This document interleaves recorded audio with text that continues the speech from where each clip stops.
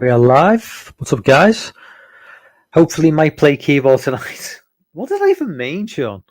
Hopefully, Mike play keyboard tonight. I don't even get that. Yo, Sean, again. Links in the chat if anyone wants to jump on. Sophie, hey guys, if it could be a horror film, what subgenre?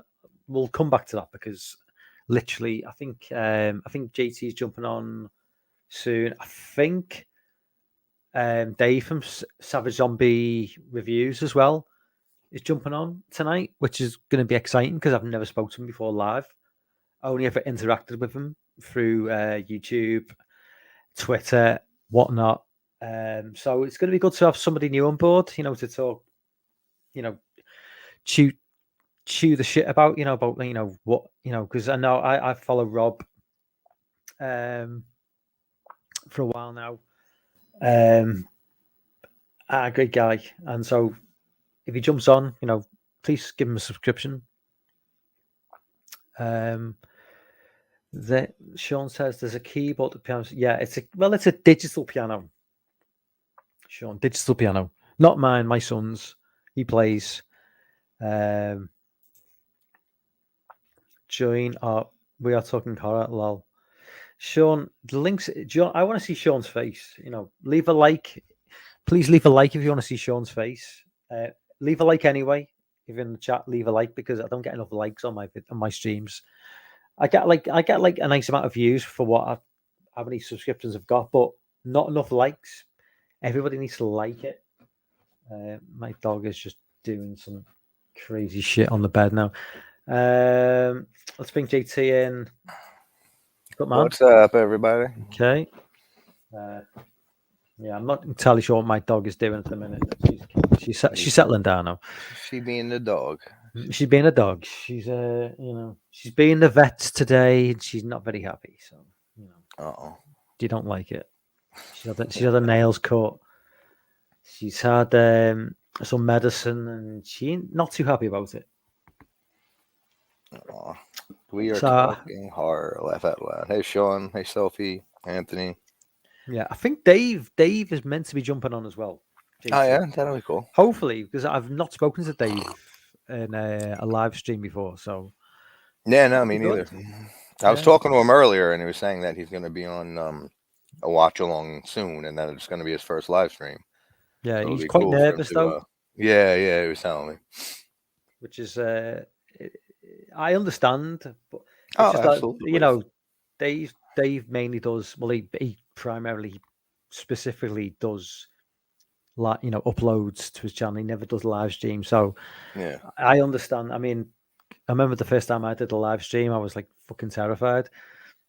Same with me. I only started hopping on your live streams and other live streams a month ago, maybe, or something like that.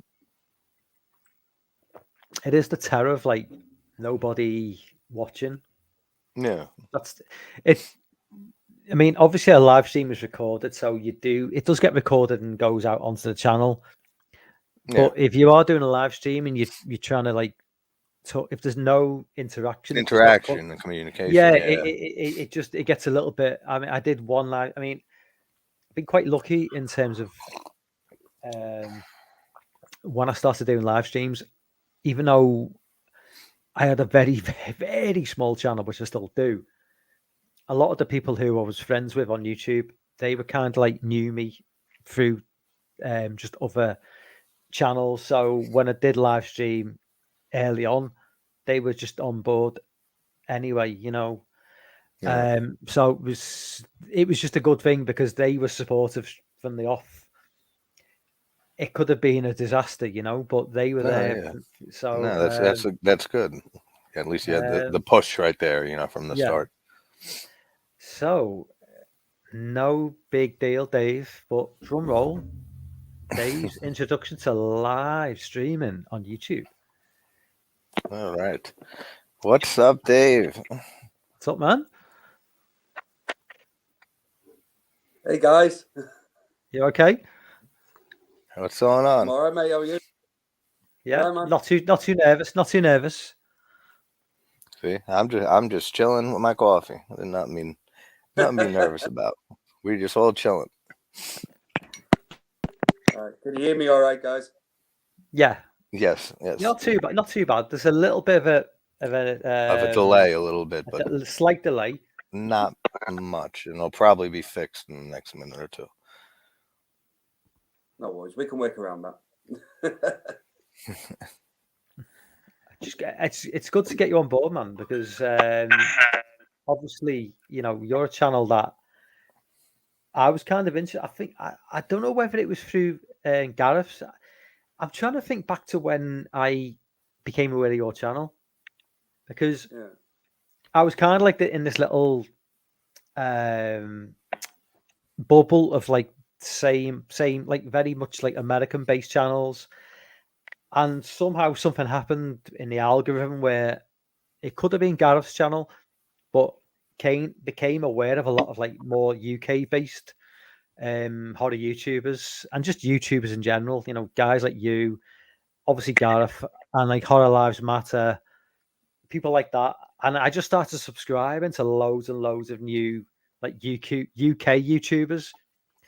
And I think Yeah. that's the way YouTube works. It's like it is like an algorithm. So if you do kind of get on board with someone who is like of a certain, you know, niche, you know, like as you know, British YouTuber, click on them, like their stuff, start watching their stuff. It starts recommending more UK YouTubers because, like I say, getting on board with Gareth's channel, kind of just introduced me to a lot more of like people on this side of the pond. Whereas before that, I was kind of just in this bubble of like American YouTubers, And which then is you not found no a great American YouTuber also, and obviously the rest is JT as history. well. JT was there. I mean, not to disrespect. I mean, you know, that's where I kind of like. That's where I the American YouTubers, specifically on the East Coast as well, more an East Coast thing, Kentucky especially. That's kind of like where I made a lot of friends on YouTube. You know, but as I say, however I discovered Gareth's channel, maybe you introduced me to Gareth, or maybe Gareth introduced me to you. I can't quite remember how it went, but just jumping on his channel with the live streams, I kind of just found myself, oh, here's a new guy, new British guy. Click on his channel, subscribe, you know, notifications. So it was kind of like a bunch. And JT, I mean, obviously you've been on Gareth's channel tonight, you know. Yeah, no, that was fun. Yeah, Absolutely. Gareth's a great guy, you know. He is a heart of gold, that guy. You know, I mean, he gets some fucking good guests as well. I mean, he interviewed like the fucking director of Friday Part 5, man. I mean, yeah, no, that was an awesome re- interview. Respect to him. That was that audience, that one. He's doing tomorrow. He's interviewing the director of Wishmaster 2, which is going to be awesome. Yeah. Didn't the same guy? Didn't he direct Elm Street 2 as well? I'm not sure. I forget the director's name for Wishmaster 2. I'm gonna check that real quick, actually. Yeah, I'm not entirely sure. I think he did, yeah. So I'll be quite excited to see Gareth interview him tomorrow, to be honest. Oh, yeah. All his interviews are just so interesting, so much fun to watch. Yeah, I agree, man. Let's just quickly jump back into the chat. Let's see. Sean says dog stream hype. Anthony says Sophie's Retro. I have to play the killer in the slash film would be fun. Toby says me too, much fun, haha. Jamie's in the chat. What's up, Jamie? I know Jamie.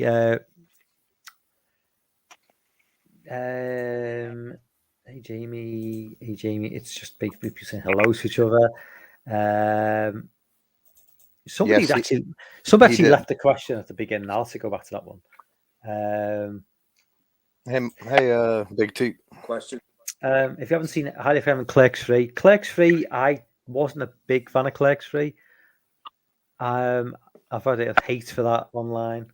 I've never been a Kevin Smith fan, honestly.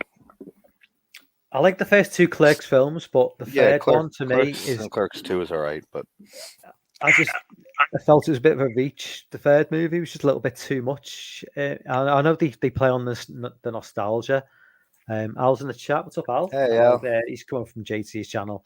What's up, Al? Sophie, what's up, Sophie? Yeah, so see, Sophie is somebody who came over from Gareth's channel. So up until I got on board the Gareth's channel and get on the chat, I didn't know Sophie was, and now Sophie's obviously come over. And that's the great thing about. Obviously, you guys will vouch for me on this. Is this the horror YouTuber of the month?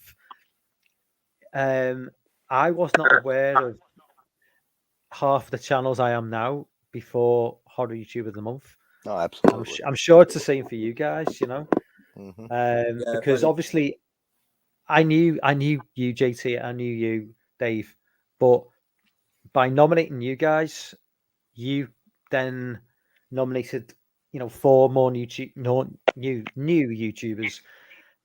Before I was nominated, well, when I was nominated, I was put in the same bracket as 3 new YouTubers. So it was one of those where it's like, oh, wait, who are these guys who have been nominated with me? Check them out. And then it's like a snowball which keeps on ever growing, you know, and it just becomes bigger and bigger. And I think I say, I mean, Dave, your channel is growing at pretty good. I mean, you're going to be hitting 500 subs soon, man. So, but yeah, absolutely. I'm sure even you'll. Sorry, go on, crazy, Dave. Mate, because I never even expected to get to like 15 subscribers. So the fact that I'm over 450 subscribers now is like, it's absolutely nuts to me, you know. And I made a little bit of a goal for myself at the start of the year to just hit 200 subscribers. I mean, never mind 500 that I could potentially hit. So it's just been an awesome ride, man. And it's I appreciate everyone to subscribe to me, and long may it continue. And it's just been so cool, like, you know what I mean?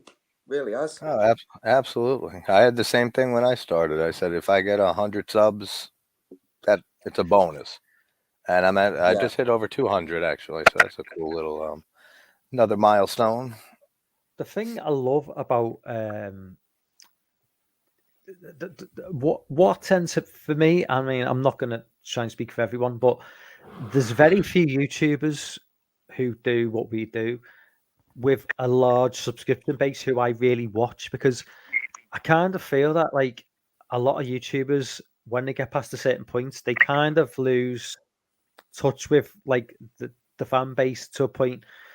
I do think there's a kind of an influence from outside sources who maybe get on board with like maybe telling them how to think and how to feel. And I'm not talking about like, I'm talking about like the real big YouTubers. You know, it always feels like people at our level, we're able to just give an opinion. If we don't like a film, we can just call it out and say it's complete dog shit. You know, or if we love a film, we can say we love it.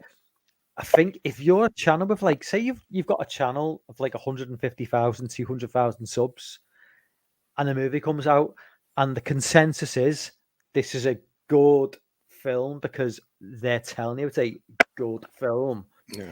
The temptation is to just go with the flow and go, I don't need the hate on my channel. I don't need the threats from the mainstream. Yeah, if that makes sense. And that happens too. I mean, does. one of the people I've been following for years, Sinister Cinema Reviews, he's told me like he's had his life threatened. That's saying that he would be killed at a convention and stuff. That shit happens when you start getting bigger. But like I'm always the type of person, whether the movie is good or bad for other people, I'm always going to give my opinion for how I feel about it. If people don't like it, then I don't know what to say. Fuck off. Or go listen to all the same opinions that everybody else is giving. Because, you know, I genuinely believe that there are people out there who are just, I mean, it's not so much in the horror genre. I think it's maybe more in like the mainstream stuff. Like certainly in like more like certainly MCU, you know, DCU arena. There's fans out there, fans who are just basically taking that corporate money. Yeah. You know, people, massive YouTubers I'm talking about, who are basically taking a paycheck off some of these. Hello. I know for a fact that. I mean, Try, and I'll jump on in a second. Dave throws. Dave, do you want to like if you jump out and then jump back in, it might improve. Yeah. I know for a fact. I mean, I've mentioned this before. The Wheel of Time fantasy show on Amazon Prime. It's kind of like takes seconds. It's plays second fiddle to Lord of the Rings, but it was a big show. Like when it was released last year, it's a huge like fantasy series, 14 books, over 30 years. I was a big fan of the book series when it came out. Read it, you know, all 14 books. Yeah. Was really looking forward to the show. The show dropped, and the show was utter dog shit. And everybody who could see, it's almost like, you know, that fable, The Emperor's New Clothes, of the Emperor. Yeah, I've heard it. Yeah. It was kind of like that. It's like everybody could see it was shit. Everybody knew it was shit. It was clearly a shit show. Everybody could see it. You know, any fans, non-fans could see it.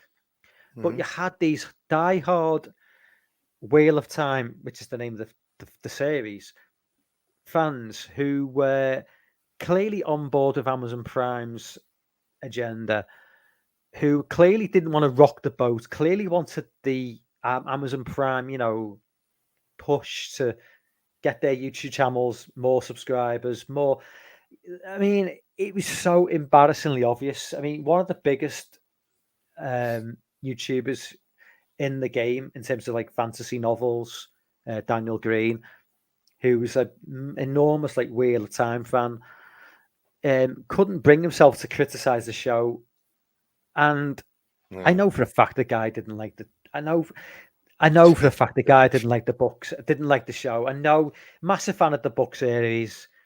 No, I just know for a fact he didn't like the show. But Amazon Prime paid for him to go to London to do the live premiere and interview the cast. And you know it's so hard. Then it's like you can't go back and like make a video saying it sucked because it's a lot of pressure. Yeah, they paid him. They paid him. They put him on a plane to London to interview the cast of the show he's meant to give an objective opinion of. What do they think's going to happen? It's not going to be an objective opinion. Yeah, it's going to be unless it's somebody who really just sticks to their guns. Yeah, exactly. And they don't give a shit what happens after that. Like if they don't care about getting invited back for another thing by them, but that would be very, very hard to be able to do that. Let's just go back to the chat. Sophie says YouTube is great for making friends. I actually met my other half of YouTube. Oh, that's nice. So that's great. Met your husband? I'm assuming. Could be girlfriend. I don't know. I'm not gonna assume. Al says, yeah, I feel the same. Didn't expect anyone but family friends watching me, lol. Yeah, pretty much. Yeah, actually, I think I subscribed to Al through you, JT. So you know, right. Cool. That's and he probably subscribed to me through you. So it's you know it's incestuous in a good way, you know. Yes, it's an incestuous relationship in a good way, without the deformities and you know. Without the deformities. Exactly. Jamie says, I'm totally shocked when even one person wants to watch me babble on about movies or whatever. Jamie, you need to do more live streams. I told you this before. I like your karaoke songs, but you do need to do more live streams because you always get like a good audience and a lot of people watch, and you know you could grow your channel a lot more just by doing more live streams, really. Sean says, Jamie, if you don't mind asking, why are you packing? Packing what? She's going to a gang war. That's why. Oh, she's going to Scarefest. Oh, is she going to? Are you going to Scarefest with like Dan and Lorne? Are you going to that one where they're all the guys who I follow on YouTube? They're all going to Scarefest, I think, which is a little bit depressing because I can't go. I don't even know where Scarefest is. Is it? I've never heard of it until like people have been talking about it. Sean says GT. Yeah, Glad not you like sure, the really. noise. Yeah, I enjoyed it. Good one. Sure. JT sounds like a robot at the minute.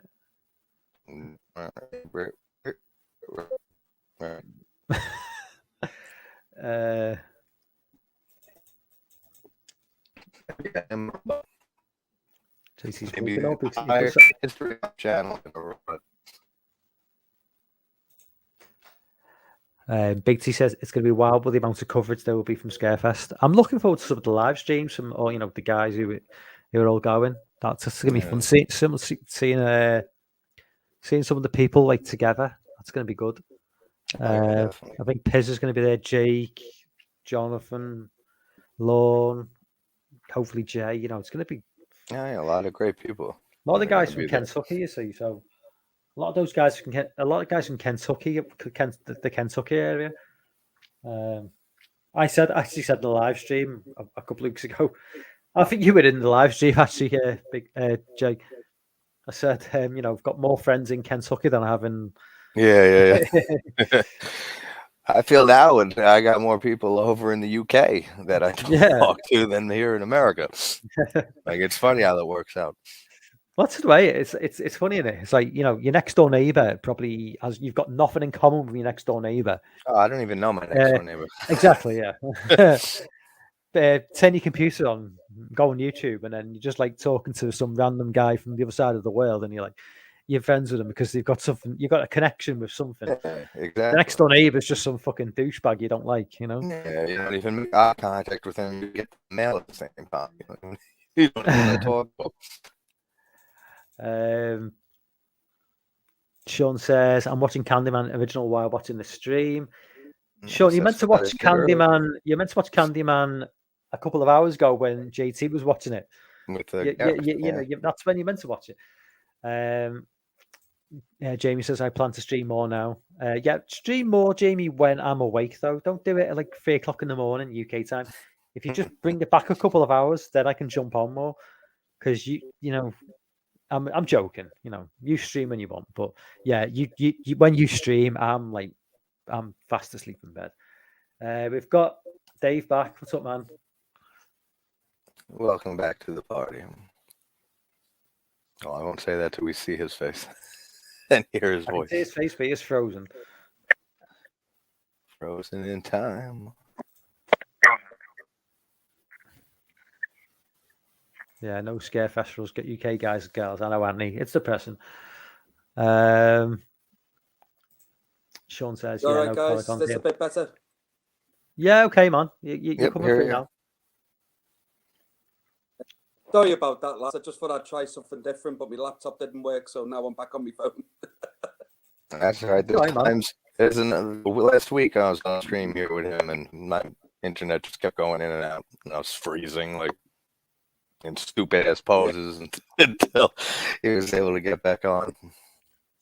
Yeah, it's just a fucking pain in the ass at the moment. But hopefully this works out all right, fine. Anyway, I'm sorry about that before, but no problem. No, it's okay. It's not like completely smooth, but you're coming through a lot more. You're not breaking up at all now, so. Right. Okay. Yeah, and also we're just hanging out and talking. It's not like we're making a $1 million movie. Yeah, everything's got to be perfect and stuff, Literally, this was just going to be. It was. You thought it was, right? No. I thought I was getting fucking paid for this. This was always going to be a chill stream anyway. So. Anyway, let's put the attention on Dave anyway, because Dave's not been on the stream before. Thank you. In terms of so let's put it on Dave. Okay, so you just because Dave, for JT, you're probably not aware. Dave's from like similar neck of the woods to me. So I know you live in the Isle of Man now, but you're from Berco originally. Berco lad. I'm from Berco, mate. Yeah, plastic scouser as they call us. Yeah. So Dave's grew up, 10 minutes from me basically. So he's another like because obviously JT's a massive JT's a massive Beatles fan, and Dave is somebody else who just like grew up, like 10 minutes from the Beatles. So yeah, he's like another like local lad like me. Yeah, I could tell by the accent. Yeah, so Do I yeah, still- we're from the same neck of the woods. Yeah. But I've just been trying to get rid of it for 15 years. No, It's not Dave, it's not working, yours man. is It's not working. a little that's a little different. But Mike Yeah. has it just straight up that Liverpool accent for sure. Oh, absolutely. Mike has a beautiful Liverpool accent. I think so. Absolutely. Yeah, I think Yeah, so. yeah. But just in terms of because you're obviously like we're all. I think JT, you're 34, right? Yeah, 34. Yeah, I'm 46 now. I'm an old fuck. Dave, you're like 40, 41? Oh, no, I'm 27 years old, mate. Oh, where did you get that Oh, from? come on, mate. Come on, mate. Come on. No, man. So, Unfortunately, yeah.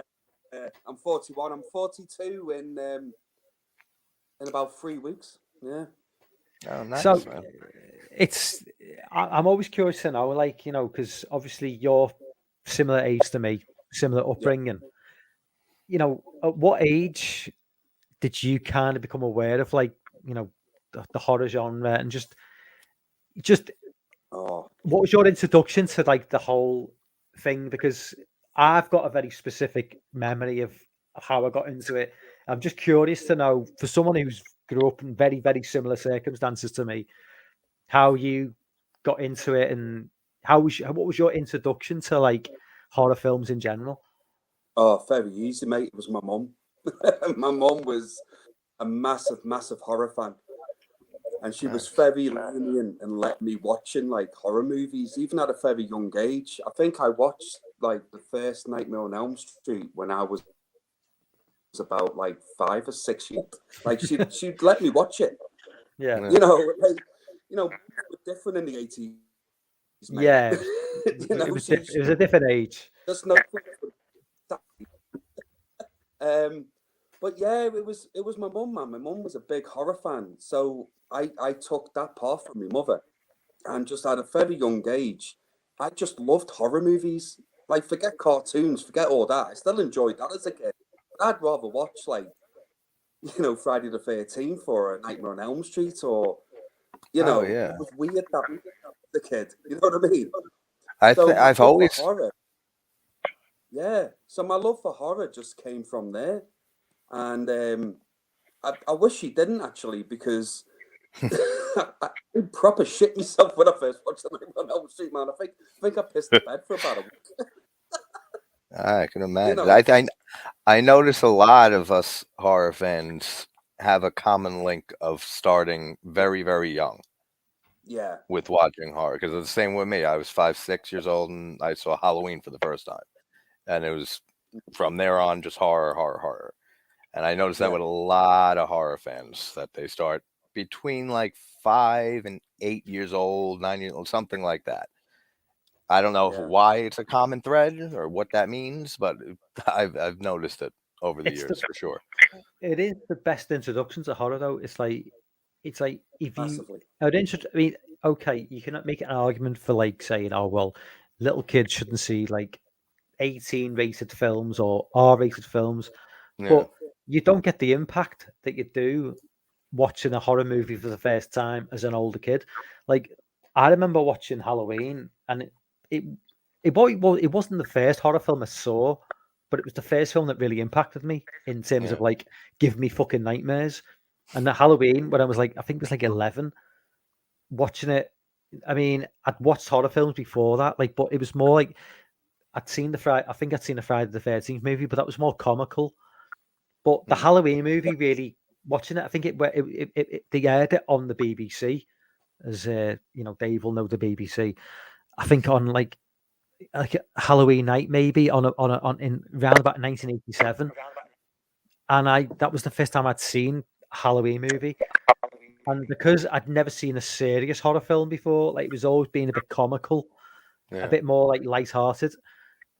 And that film really affected me because as 11-year-old kid watching a movie where it's just a guy in a mask going into a neighborhood and just basically taking people out, it was believable.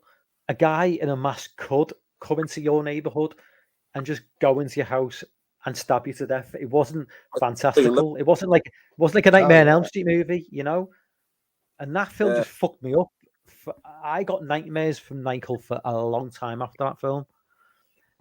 As much as it, but at the same time, it just at the same time, it just turned me on to horror movies in a big way. Yeah. So whereas I'd only really watched a couple of films before that in the horror genre, after watching that, I was like, "Oh, give me more," you know.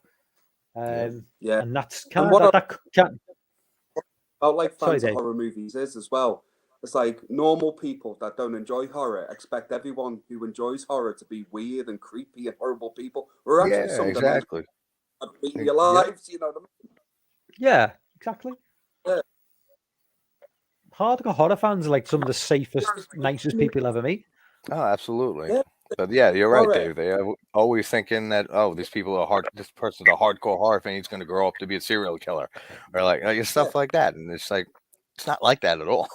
It's like some of the nicest people you'll ever meet. Absolutely, mate. I was watching something today, and Terrifier 2 has come out in the US, hasn't it? We don't have it yet.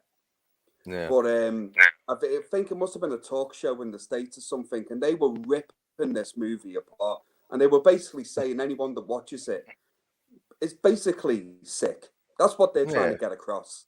Pretty much. And it's like, mate, listen, we can enjoy that type of movie. Like, we're not going to go out in the street afterwards and copy it. You know what I mean?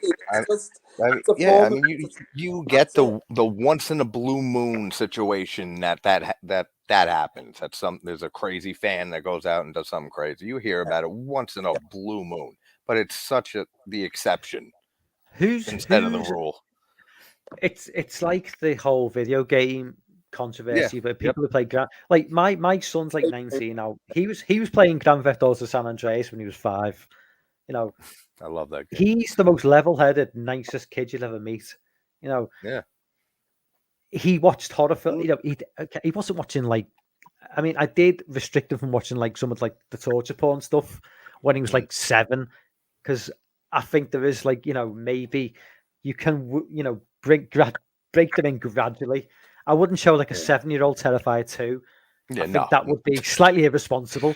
Yes. But in terms of like, well, I mean, I've not even seen the film yet. I know I wouldn't show my 8-year-old daughter Terrifier. But I think a movie like Friday the 13th, the Friday the 13th movie, the Halloween movies, they're like fun horror movies for all ages. Realistically, where it's not going to fuck you up too much. Yeah. Well, I don't think it'd fuck you up at all. But you know, the nicest people really are really down with horror movies. You know, and even the more extreme stuff. They're like, it's like when you like if you went to like a music convention, it was just like metalheads. You know, heavy metal / thrash metal. Nicest people you ever meet.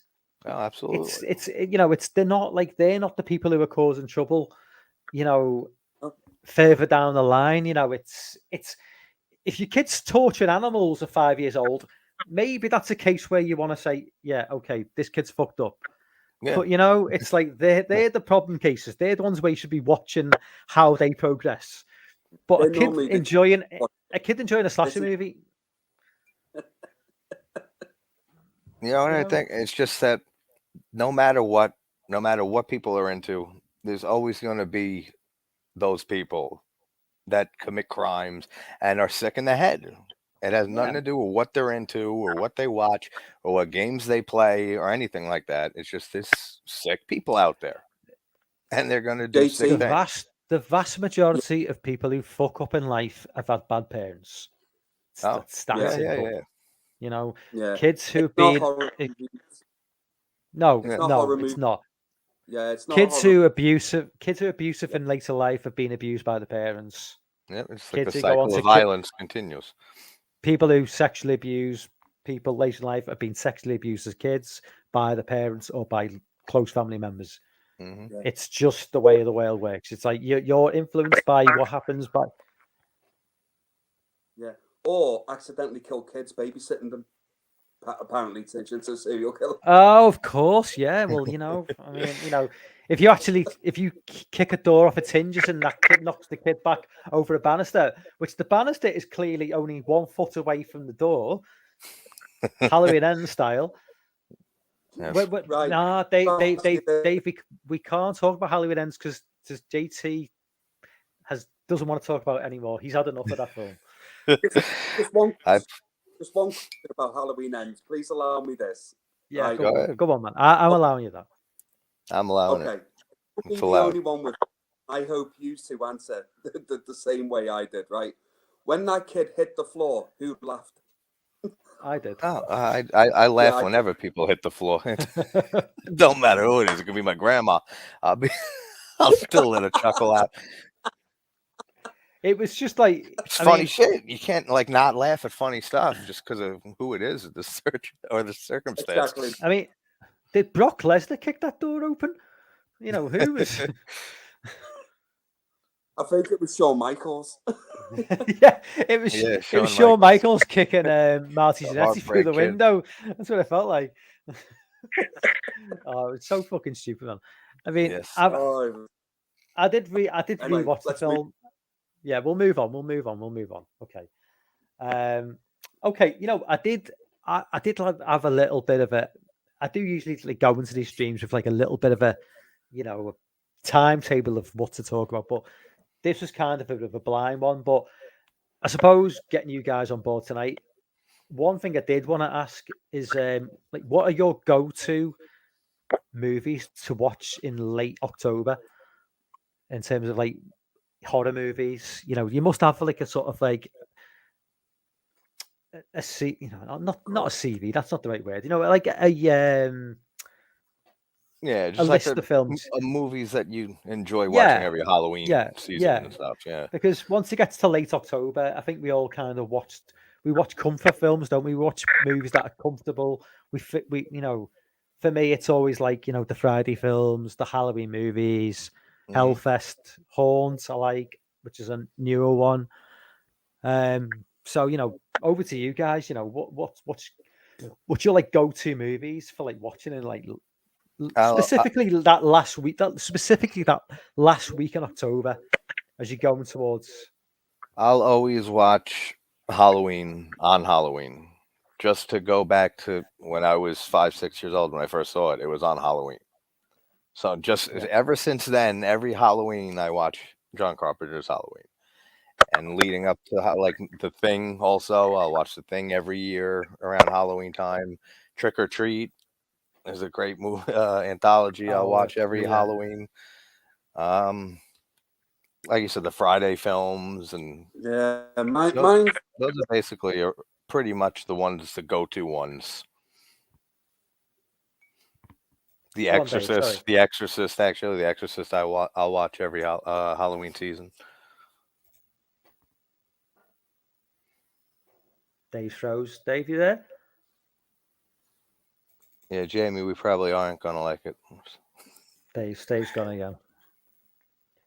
You guys in the chat, you leave your comments as well. What do you watch Halloween night? And certainly in the last few days, build them to Halloween. What is your go-to movies? Let me just go back to the chat because I've missed a large portion of the chat as well. Where am I up to now? I'm not entirely sure. I know Jan's jumped on the chat as well. Yeah, hey Dan. Hey guys. Sean says I saw Halloween on VHS with Halloween 2 as well. You know what? Halloween 2, the TV cut of Halloween 2. Yeah, it's so the editing. It's not great, but I love that scene with Michael, as like he's like a 10-year-old kid with like blonde hair. Yeah.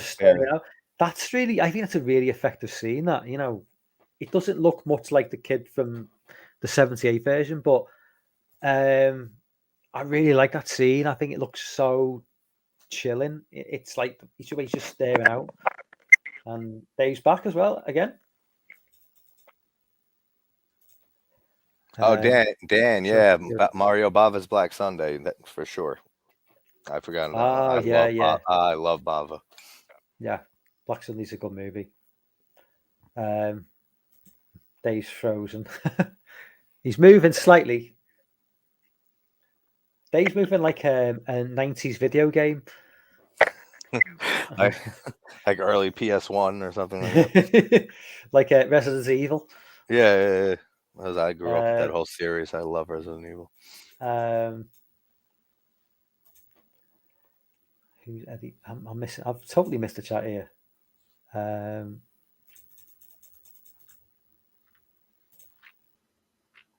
People blame video games for things dumb. It's just an excuse to get off scot-free. I agree. Sean says, now if Halloween Ends makes you mad and crazy, I understand. Well, yeah. Jamie, lol, you guys aren't gonna like my opinion. Well, what's your opinion on Halloween Ends, Jamie? I want to know what you think about it. Yeah, we got to know it before we don't like it or not. Sean says, The Exorcist, Hellraiser, Dawn, Dead, Halloween. John Carpenter thing. Have I missed? Okay, that's his answer to like what he watches. I put these questions out and then I forget what I've asked, and so the comments come in. I'm like, why are they saying that? Yeah. I always do that. Jamie watches Trick or Treat, Ginger Snaps, Donnie Darko. Donnie Darko is one for me because Donnie Darko is set at Halloween. It's not obviously it's not really a Halloween. It's not a horror movie, but it is set at Halloween. I love Donnie Darko. It's one of and Ginger Snaps was actually the first video I did on the channel. Was Ginger Snaps. The TV you can see that's Donald from Halloween 2. Anthony says Night of the Demons remake tells of Halloween 78 Trick or Treat. Yeah, Night of the Demons is a good one. Best scene in Halloween. It is. Ben Tramer is still alive in the new universe. You know, the end of it. He's out there somewhere. He never died. Yeah, because what's his name mentions it to Laurie. Yeah. The little love interest with guy. I don't even remember his name, but he mentions him. Night Tickies can't be Tom Atkins. I love Tom Atkins and everything. I'm going to need to do my own video when it ends. If that tells you anything, okay, Jamie. Well, okay, so let's move on. Anyway, I know you were talking about X earlier. Well, on social media. Mm-hmm. I mean, I've not seen Pearl yet because we can't fucking see it in Britain. Yeah, no, that is a shame. So we won't talk about Pearl, but X. I've seen X. I know you love it. Absolutely. So best film of the year for me, with Pearl. So let's talk about X then. I'll leave the stage over to you, man. You can give it a few. I don't know if I want to talk spoilers if anybody hasn't. I think most people. I think everybody's seen it in the chat. I don't think. And even if they haven't, just do it anyway. I feel like these movies with Pearl and X, that these are the films that Ty West has been working towards his whole career. Like, I've always liked Ty West. I never saw his first film, The Roost, but House of the Devil I've loved. The Innkeepers I watched when it first came out. I didn't really even remember it, and then a subscriber told me what about The Innkeepers? And I rewatched it recently and adored it, like more than I remembered liking it. And his segment in VHS, everything he's done. And then I feel like these are the two movies, and hopefully if Maxine is just as good, what a fucking trilogy, man, that's going to be.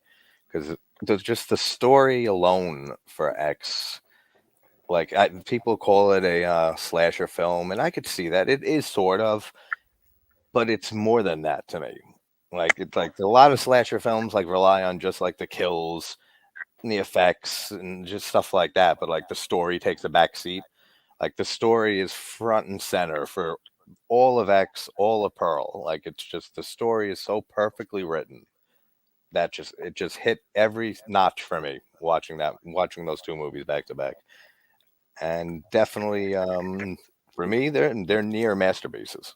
Like, I have to watch and do a rewatch, like I always say, to concretely say that, but the performances in the movie are fucking phenomenal. point. And Jenna Ortega is phenomenal in it. Brittany Snow is phenomenal in it. Mia Goth is off the charts. And like in Pearl, I won't spoil anything with Pearl, but she deserves a fucking Academy Award, Mia Goth, for her performance in that movie.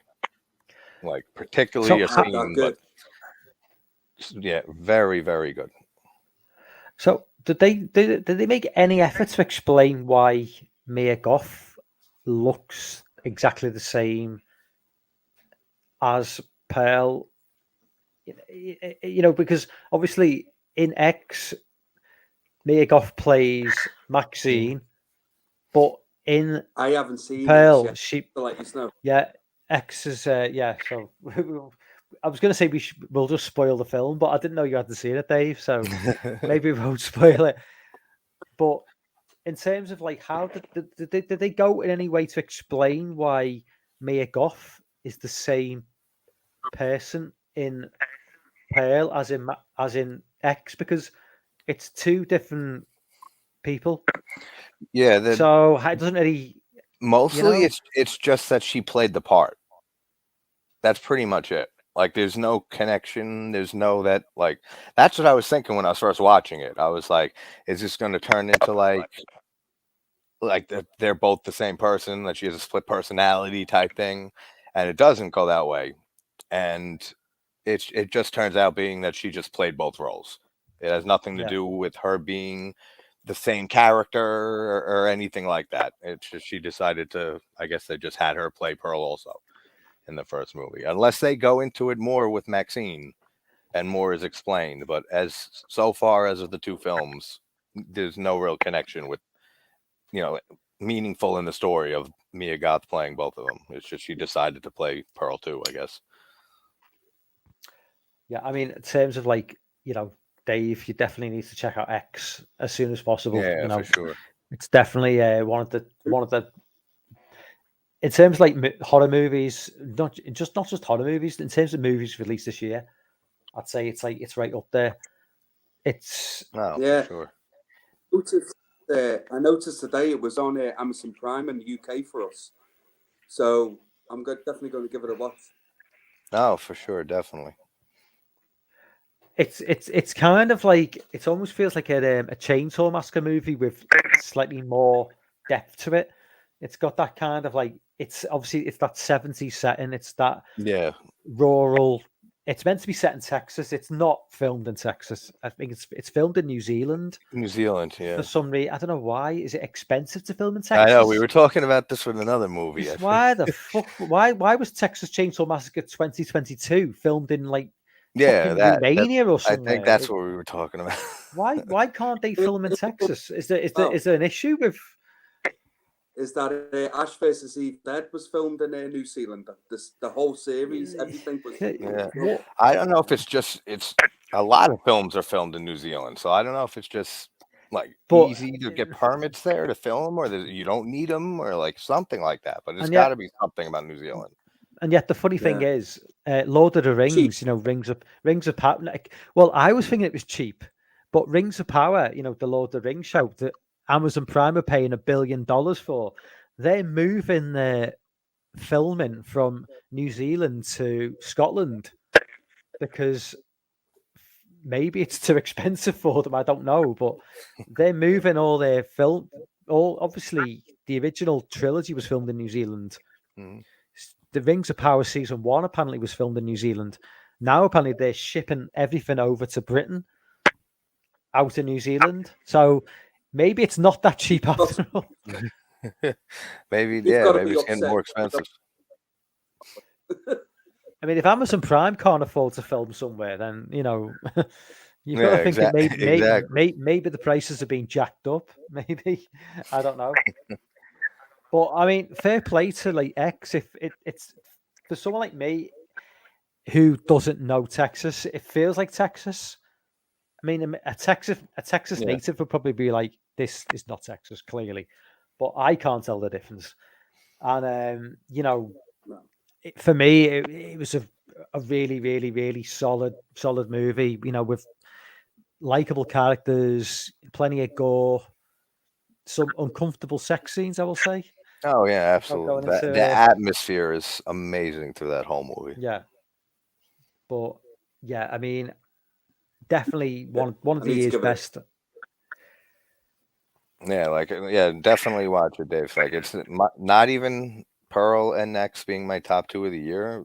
There's some of the best films of the decade for me. Like the Right, last 10 years. that's Like like I don't know, like it just both of them just I don't know if it was watching them back to back and like cuz I don't know if it would be different if I saw X when it first came out, I then had to wait until a month ago to see Pearl. I doubt it would make a difference, but being able to watch both of them back to back like that was just sublime to see the two of them like that and just getting blown away by X and then hoping that Pearl followed up in the same way. And it absolutely did. And just yeah, you got to check it out because it's definitely worth the watch. I will do, mate. Dave, I'll Dave, did probably you get a cut out? review out for it. Dave, did you cut out before I asked you what your go-to Halloween movies were? Did you cut out? I can't remember if you cut out. I did, I mate. think Yeah, I was. So But yeah, mine's a bit strange, mate. I go all over the place. I go from classic to shit. So yeah, I always want. I mean, I mean, I do. Is say my favorite horror movie ever. Which one? So I go from The Exorcist to like something like, which I love. Yeah, I can jump. I go through the shit also watching just the bad movies that I love that you know they're bad but they're amazing. I think Dave's frozen again. One movie I never hear Yeah, talked I'll about always- like that didn't get any praise.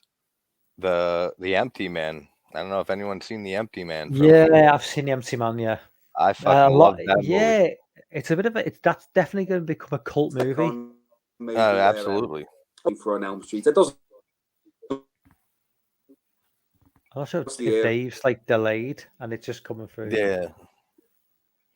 I think he's kind of gone and he's still talking. I don't know. But The Empty Man certainly is one, and it's going to become a cult classic. Oh yeah. And Lorne was like Lorne's really pushed that movie. In YouTube, you know. Yeah, I've been going crazy over that movie since it first came out, trying to get it out as much as possible. That was an amazing. It's such film. it's such a strange. The way that the film, you know, it's very brave. Very brave the way they go about making it. You know, the opening 20 minutes is like a bunch of people, and then it just completely cuts away to something completely different. Mm-hmm. And you think it's going to be like one of these dumb sort of like tea movies where it's like, oh, you know, like something like The Gallows or something like that. Or The Bye Bye Man or like something like that. It just goes off a completely different tangent. Yep. Which, I mean, you don't, and it's a long film as well. You know, it's well over 2 hours. Yeah, 2.5 hours almost. Yeah. It's not the sort of mainstream, sort of like Hollywood, but you know. Yeah, it's not, and that's why a lot of people didn't see it. Yeah, I mean, between that and COVID, because it got released, I think, right in the middle. It came out a bad, the worst time. Yeah, the worst time possible. But I love that movie, and the first 20 minutes, that whole opening 20 minutes is like one of my favorite cold openings. Like in longer than I can remember. Like what a great first 20 minutes of that movie. Dave's back. You there, Dave? He froze.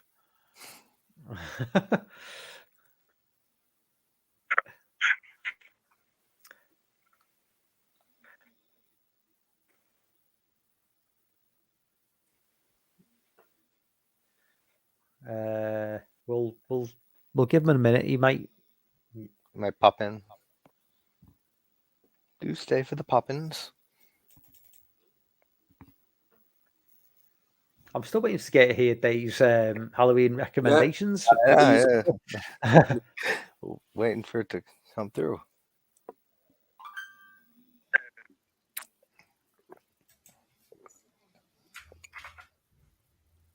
And yeah, Dan, yeah, I got to check that out. Warren's interview with him.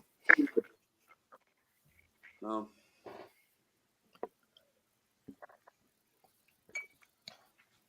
Sean says they're not. I've not seen a Northman. Still not seen a Northman, Sean. Which I need to rectify. Yeah, I haven't seen it either. I got to check that out. I can hear Dave vaguely in the background, but I can't. Yeah. You're like it's like a ghost coming through. It's like Actually, that's quite disturbing. That phrase frame. It's slightly disturbing. that's funny. So, what was your rewatch of Candyman like tonight? Anyway, Candyman was great. I always enjoy watching that movie. And just Tony Todd is just brilliant in that, and so is Virginia Madsen. Like just the performance by both of them, and the music, the score in that movie, I absolutely adore in that. Like I totally forgot about it when me and Al were doing our top horror scores, and right before I got on live with him, I was like, it jumped in my mind. I said, "Oh shit, Candyman! Like, how did I forget that?" I had to throw it right on number 5 there. okay, looks like Dave's going with a still different setup now. Yeah. I hope you included It Follows in your scores. I had it on. Like me and Al had a whole bunch of ones that we were going to throw on the list, and that was one for me. Was It No, I Follows? love It Follows. I love the score from It Follows. So It's good. great. It reminds me of Halloween 3 a bit, with like the synthesizer beats and It does stuff. feel like John. Yeah, it does feel like John Carpenter has been involved in that as well. Like I love even the film itself feels like it Carpenter feels very much like Halloween. It feels very much yes. Halloween 3. It's the score for, called Detroit, where they go into the city. Yeah, and they're driving through, and it's like that synth score, mm-hmm. and it's so good. I love It Follows. I've loved it since and it first came out. The great thing about It Follows as well, there's kind of like a timelessness to it because there's no real set date when it was That's filmed. what I love about it, is that there's no, you can't tell because they mix it up. Yeah, like there's no cell phones. They have old black and white TVs that they're always watching on old TVs, but then the girl has that clamshell. Yeah, she's got like the clamshell it's like a Kindle, tablet. It's like, so it's like that's futuristic, but like everything else is like old, and like one of the characters has like a 70s car, and like I love it how they make it timeless like that. How they don't set it in one specific like time. I think it's like the beginning scene with the girl, she's escaping in the car. I think that's meant to be like present day. Yeah. And then because it feels more modern, then it goes back. It goes back to what time we don't know. Yeah. It's just that it's an it's I was watching it. I don't know if you've seen Hobo with a Shotgun, Rucker Hauer. Yeah. That movie is very much similar in that way. It's not as similar in terms of like the way, in terms of like aesthetic and that, in terms of like storyline, but it's very much this film where you couldn't put an age on it. It's like nobody's really got modern technology. It's only it's made in 2010, but it could be anywhere. There's no specific time period. There's no specific location. It's just somewhere in America, but it's this comic book sort of like it feels very much like a comic book. It doesn't feel like a real place or a real time. And I love when movies do that, because it keeps your film timeless. Like there's a lot of films that date themselves severely. Yeah, like you go watch some movies from the 80s, 70s, you could tell how dated they are just with like dialogue or locations or jokes they make and like references. It dates the film a lot. So whenever you can have a movie like that has no real like reference to the time it's in, it makes your film age a lot better. Dave's back. Welcome back, Dave. Right. We'll come on. We were talking about your go-to movies for Halloween, so we'll get there in the end. So Well, they- carry they- on, man. Said, So what give us some more of your go-to movies for Halloween. oh, right. Well, it's I would say Exorcist is one, Mm. probably a typical one. I was saying to you guys that have you ever seen the film Vamp with Grace Jones? Yeah. Yes, yes, 86, a like, while yeah, ago. yeah. Yeah, that's one. I love That's that. a unique pick. Yeah, I love that movie. And then like, but I'll probably stick on say like one of the earlier Friday the 13th movies or one of the earlier Elm Street movies as well. You know, none of the later ones because they're terrible. You know what I mean? Yeah, for sure. I thought you really liked Exorcist is Part 8. one that I watched too. I thought Dave liked Part 8 because he watched it twice in like 48 hours. Yeah, you were raving about Manhattan on this last rewatch. I like to torture myself, man. That film is bad. Yeah, no, it Got is. my I've got my Part 7 t-shirt on tonight. You know, There representing Carrie Voorhees. you go. You know, No, Jason versus Carrie. I don't mind 7. I actually think it's the best Jason ever looked is in Part 7. I Yeah, love yeah, his look in 7. yeah, he looks good. Absolutely love it. I Yeah. adore. But I the- adore. Sorry, go on. But the MPAA fucking butchered that movie, man. That Yeah. film would have Oh, been yeah. much better if they would have just left it alone. Yep. They used to have on YouTube, and they probably still do, but they had the uncut scenes and stuff for 7 for the deaths. But like they're such in bad quality, like you can tell, like it's all just old VHS, just real bad quality. But they Yeah. were out there. I adore the idea. You know, I love, even though they're not the best films, 7 and 8 for me. And Kane, people seem to hate on Kane Hodder now. I love. I only think the reason people hate on him is because he was the most common Jason. You know, he was there 7, Yeah. 8, Hell, and X. And I think a lot of the sort of hardcore fans, they kind of, if someone says, "Oh, Kane's my favorite," they kind of look at them and go, "Oh, you're just normies. You know, you're Yeah. not real fans. You're just going with the most common, most popular, you know." And it's like he was a good Jason. I mean, I'd still go with Richard Brooker. I like Richard Brooker in 3. Yeah, I know you like Brooker. Yeah. But in terms of look, I mean, let's not forget, Kane's playing a zombie Jason. He's not playing a human Jason. It's Yep. 2 different characters.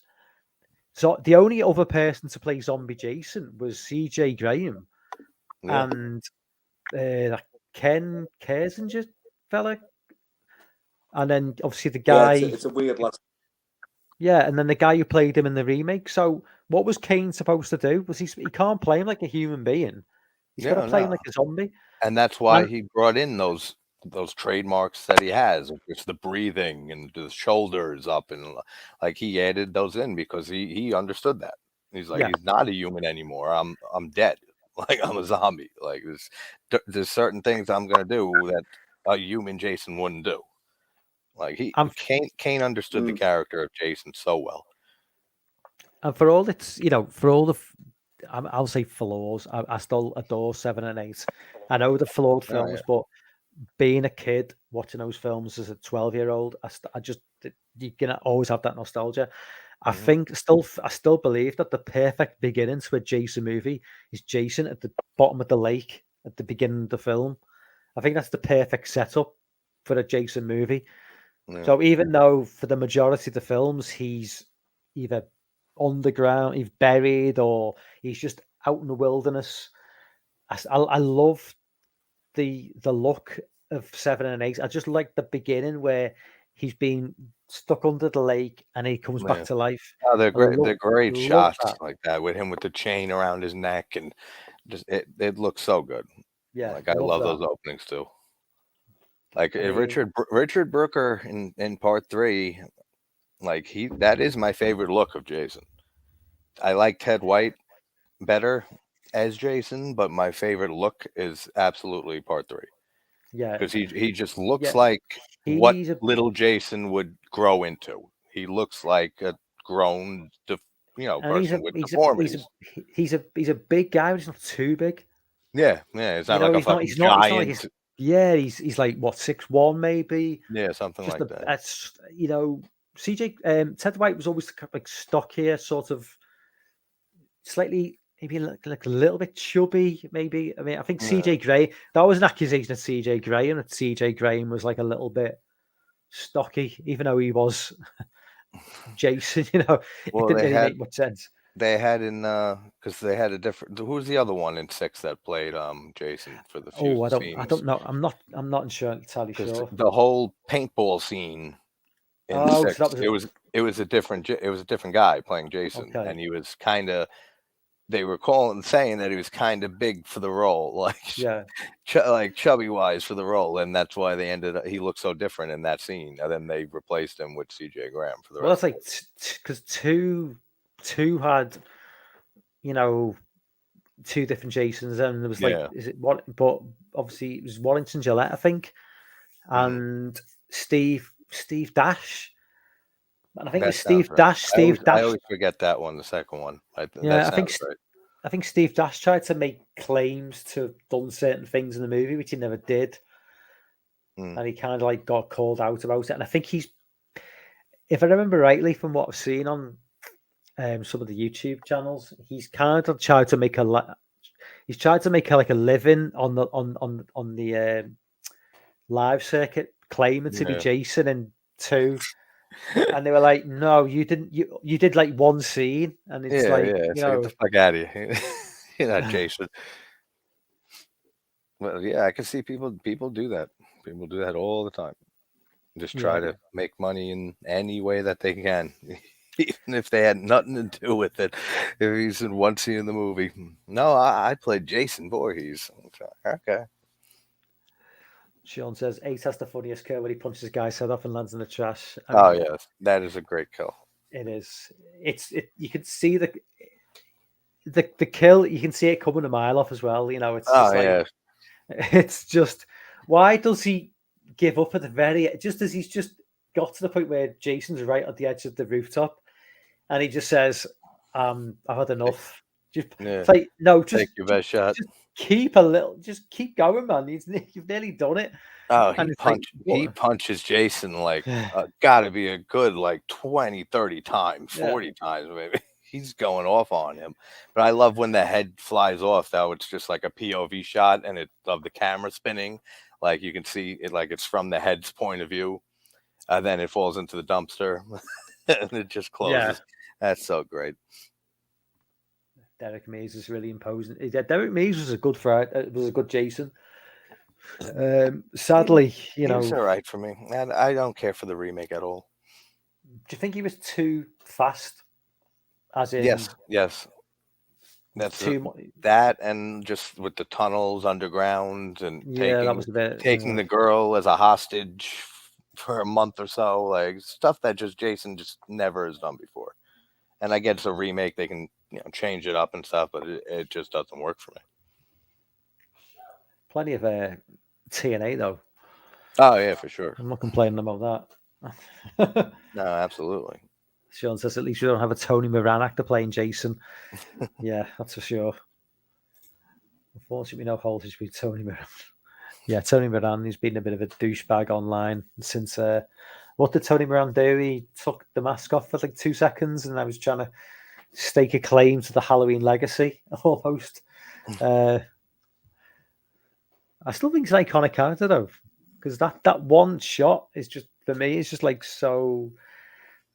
Yeah. It gives me chills that it's like that you briefly see Michael for that split second in the first film, and I think that's such a good, like, just brief scene where it's like, oh yeah, get to see behind the mask, but it's not just the lighting in that. You don't really. Yeah, it's just it's so like, I don't know, like concealed, but like enough that you can see just enough of him.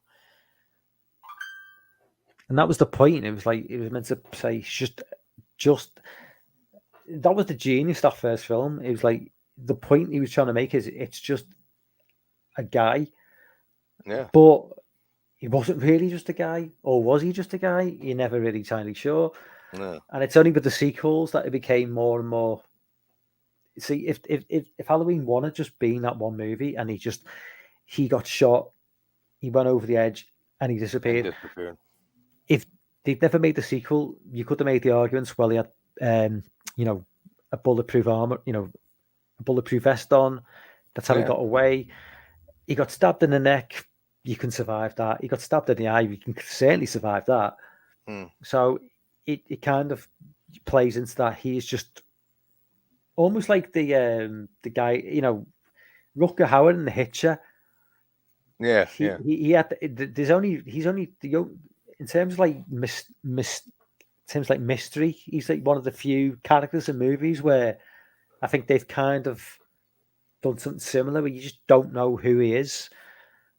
And in that movie as well, even though he shows his face, he talks and everything, it's just one of those movies where you just don't know where you are with him. He's like at the end of the movie, they say we don't know where he came from. He's not on any records. He's just there. He just appears, and it's kind of like Michael Myers in a way, but in a more personable form where he'll have a conversation and show his face. It's just another film I adore. Obviously, That's Halloween is one franchise that if they would have just stayed with the original and never made a sequel, I'd be fine with it. Like 100%. Even though I adore some of the later entries in the franchise, if they just left it at Halloween 1 and it never went past that, I'd be fine with that. I mean, it's if you look at a movie like Black Christmas, okay, we got the remakes, but really, it never got a sequel. So it's that original movie is kind of protected because the two remakes are nothing to do with that film. So it literally that does stand alone, and it's all the better for it. Oh, Black Christmas is an absolute classic, and I actually like the 2006 remake. Like I don't mind it much. The one from 2019 was fucking insulting. That's a disgusting film. I felt personally attacked during that movie with the propaganda just being shoved down your throat the whole fucking movie. Like that's the movie. There's nothing else to it. It's all the fucking propaganda. There's the whole movie. If that movie had been released 10 years earlier, you wouldn't have got any of that. It was it came at that time. At just that like time, horrendous. And the way they just ripped off the Exorcist 3 kill as well. 3. Oh yeah. Oh my god! In the worst possible way. Like, come on, man! Really? Like you're gonna steal that excellent jump scare, one of the best ones in horror history, in my opinion. Yeah. And they do it terribly too. It's like it's not even like a good homage or anything. They just rip it off, and it looks terrible. I mean, the jump scare in Exorcist 3, you know someone's coming. You know someone's coming. It's just the corridor. It's that long drawn out shot of the corridor. Yep. In between the dorms, going left, going right, left, right, left, right, and it goes on for like 2 minutes. You know someone's happening. You know someone's coming. Just the way they drag it out. You don't know what, and then it comes. The Black Christmas 2019 was just like, oh my god, really? Yeah. Oh, I rolled my eyes at it. And then just the direction that movie goes, like halfway through with the whole fucking thing with the cult guys and all that shit. It's just out. I was like, you can't be doing this. Like, stop it. Like, you're not actually going in this direction.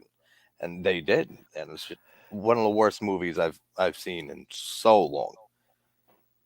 Got Christian in the chat. What's up, Christian? Got nice to see you on board, man. It's nice to see when when someone like Christian takes the time to come to the chat. I really appreciate it, and pairs anybody who comes to the chat, man. But especially if you anybody with like a big channel, I always feel like you don't really. It's just appreciated, that someone who's like made it, not made it, but someone who's got like thousands of subs, to take the time to come onto a smaller channel and just get in the chat, man. I really do appreciate it. So yeah, thanks, Christian. Thanks for jumping on, man. Yeah, my dog always. Yeah, my dog passes out every single. What else is she gonna do? She's a dog. She's lazy. You should turn on a horror movie for her. Just let her chill there watching. So Dave jumped on. Dave's obviously. I don't know what he uses to do his actual uploads, because he maybe just uses his laptop. But obviously, when it comes to doing live streaming, like, I know what it's like. Using an old laptop to do the live streams I was doing recently, I can't go back to doing that now. That's the thing. I'm using my son's computer, and unfortunately, if he's in, I can't use it, and I can't go back to using some crappy laptop. You know, maybe if I got like a brand new like Chromebook, I don't know what they're like. I mean, what can you use now? I have a Surface Pro, Microsoft Surface Pro. Is it okay for live streaming, or? I've had no issues. Not really. I mean, you see from all the streams we've been on your channel and stuff, there's not really any issues. If there is an issue, it's my Wi-Fi. Yeah. Like nothing to do with the computer at all. Yeah. So from doing live streams with an old laptop and doing it on a desktop, it's clearly not the Wi-Fi, it's clearly the computer. So obviously, if I got a brand new Chromebook, it probably would erase all the, because doing it on a laptop, it's just like jerk. You know, it's like I'm not really moving. Yeah, like my hand. Yeah, you're delayed a little bit. Yeah, so clearly, if I did like maybe invest in like a Chromebook, but just I need something. If I haven't got like this room free, I can just set it up in like downstairs and not have the jerkiness, just that smoothness of like doing a live stream. So obviously, it just means spending more money, man. Just like, you know, really I'm trying to avoid spending money unnecessarily. But interesting point you made on Gareth streams before, like, which you know, it's not nice to see, but I'm just like glad that I'm not the only person who isn't constantly buying new media. Because I just can't. So when you said, you know, I just can't. Like, you know, I can't, and I get jealous when I see, you know, guys on YouTube and they're just constantly buying new 4Ks. I've not got the room. B, I can't afford it. Yep. All my old physical media is stored away upstairs in in the loft or cellar, attic, whatever you guys call it. And I've got nowhere to put it, and I can't justify buying, you know, new Blu-rays, new 4Ks every week. There's just no way. I absolutely can't. Same with, like I said, I used to have a whole huge CD collection, and then Napster came around, and it was just so easy to get music that I've been building a music collection since Napster was invented, pretty much. I have like 3-4 terabytes of music. Yeah. There's no way that I'd be able to buy all that on CD again. Like, there's no way. Like, fucking 3-4 terabytes of music, it's probably hundreds of thousands of dollars to be buying all that. There's no chance. And that's the same with the movies. It's like I have no physical media anymore, like DVDs. Like a few I have of like films I adore, but besides that, streaming is just so much easier. I've got a lot of CDs like locked away upstairs, and, you know, like say, but like I've not bought a CD since like about 2007, 2008. Kind of like when Spotify came along. Yeah, it's like the same thing. Same with music, and the same with movies, with streaming. Yeah, it just became a thing. I was like, it kind of coincided as well, though. The whole online music movie whole thing, it kind of coincided with me like moving and buying my own house. So all my expenses were going. Before that, I was living with my parents. In my mid-20s, a lot of expendable income just to spend on what I wanted. once that was gone, and once I moved into my own place and was like, I had a mortgage, and and I Yeah. had a son as well, born in 2003. So things like buying movies and video games and CDs was Yep. just like that was just an expense I couldn't afford. I had to No, go on things, absolutely. so and then because that coincided with like online streaming, and it just like, well, it was a no-brainer. It's like, well, Of I'm not course. going to be buying CDs and buying video games and buying movies if I can just stream all of this stuff. Yeah. No, So and it's so much more convenient. yeah, You just be like, all right, oh, looking on whatever app, and oh shit, that's what I want to watch. Click, yeah, and it's on. So that's so much more, and we are like a world of convenience at yeah. this point.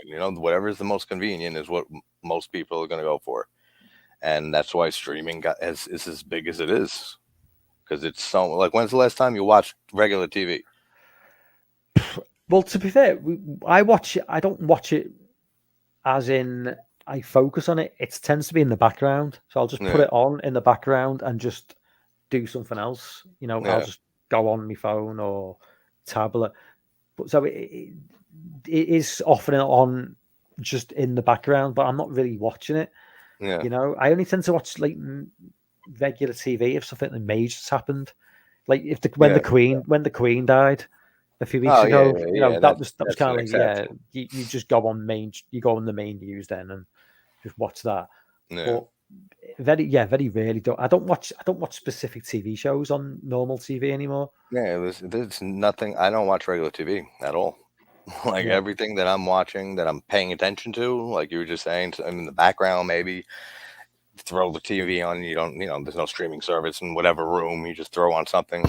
But if I'm watching something, it's on a streaming service. Like whether it's a TV show or a movie, I never watch regular. I don't even have my cable box hooked up anymore. It's just not needed. yeah. Auntie says most of my physical media is still DVD. I only upgrade if it's something I really want. I think Yeah, that's a lot of people. I think most people, a lot of people, DVD is still kind of like the main form of like physical media that people watch movies on. yeah, Even all these years after Blu-ray came along and now 4K, a lot of people still just buy DVDs because it's what they know. hmm, And it's like it, and a lot of the major like I think one of the reasons for that is a lot of the major supermarkets in the UK and the US, like Walmart and like we have like in the UK, Tesco. hmm, You go in there, and if their main setup is DVDs, the average person on the street just wants, if they just want the latest movie or do you want something to entertain the kids, yeah, they'll just grab a deep. Well, that one's £5 cheaper. I'll just take that one, and so it's yeah, like Blu-ray it is successful, but it never really took off the way DVD did yeah. because I don't think the jump in quality was was Was was the big same. enough. Yeah, And and that's it the wasn't. thing. 'Cause of the most casual movie watchers and stuff that aren't paying attention to, that don't care about the transfer, and then DVD is just the way to go. Yeah, Like you said, like they go in a store and they see the Blu-ray versus the DVD. Oh, it's cheaper. I'll just get the DVD. 'Cause they don't care about the difference in quality from DVD to Blu-ray. and the same could be said again from Blu-ray to 4K. You're getting even more Yeah, niche.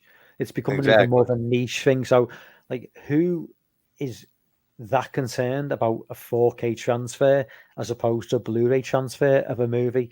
You're narrowing the margins so much that Yeah, it's going to become to the point where physical media will die out because you it's going to become so to the point where like, who's actually buying physical media?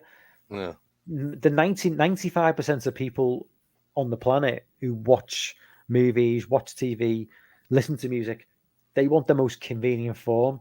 yep, So they're just going to go with the most convenient form, and ultimately that is streaming. yep, So you're going to be left with 5% of hardcore fans of like movies, music, and whatnot, who are still going to buy the physical form, but they're going to be such a tiny market that it's going to be hard to justify the companies even making it for them. So where does that And leave? after a while, it's just going to be. It doesn't make sense to continue doing it. Which is a sad. I mean, it's a sad state of affairs, but it's just the way things are, and I'm not pleased about it, because I mean, I would love to see physical media stick around. I think I think vinyl music is something that will always survive. Yeah, because I just think it's got that timelessness that goes right back to like the 1950s or the 40s, whatever it is. The people are always. You see vinyl still being sold all over the place. Yeah. Like you go to CD shops and stuff here, and there's whole sections for vinyl. Like I agree. I don't think vinyl's going anywhere anytime soon. You'll never see. I don't think you'll ever see that for video games, because it's different. You know, they're never. It's like you can keep making record players, like now and make, but you can't keep making old Nintendo. Yeah, like they're not mass producing Super Nintendos anymore. So physical media, video games will die a death and it'll go online. The same way with DVDs, VH. It's just not going to happen. It's all going to go online eventually. Yeah. But I do think that vinyl is something that will survive, because record players, they will continue to make record players, old record players. So it makes sense that they would keep making vinyls for the record players, because they're going to keep making those. Exactly. But yeah, it is sad. Really. It's the same with music, with like hardcore like cinephiles that listen to music, audiophiles that from the MP3, MP4 to FLAC. Like it's still all digital. It's not physical media. But can you really tell the difference between an MP3 quality and FLAC? Like I can't. So like it doesn't matter. Like you're gonna go with the most convenient thing, which is MP3, MP4 is most music. When you digitally download it. Anthony says, I can't invest in a TV show anymore. I don't have the patience these days. I got burns after Lost. Yeah, I remember Lost burnt me. I spent 6 years watching that show, and what a disappointment at the end. I never watched Lost. Never got into it. I loved Lost. Loved the show for the first few years, and it went on too long, and it got itself into a situation where it couldn't really explain what it was trying to do at the end. Because it put in so many little things when you think, what's your end game with this show? And they never knew. They kind of set it up without any idea how they were going to end it. I remember how fucking pissed people were over the ending of that show. Yeah. Like I tried getting into it a few times. I tried watching it once, like when it came out, or it was in the second season. And then I tried again a few years ago, and I don't know. I couldn't get past the first few episodes. Hey man, he says, I think the likes of Arrow and Screen Factory will be around for a while yet. Yeah, they're doing amazing things. Yeah.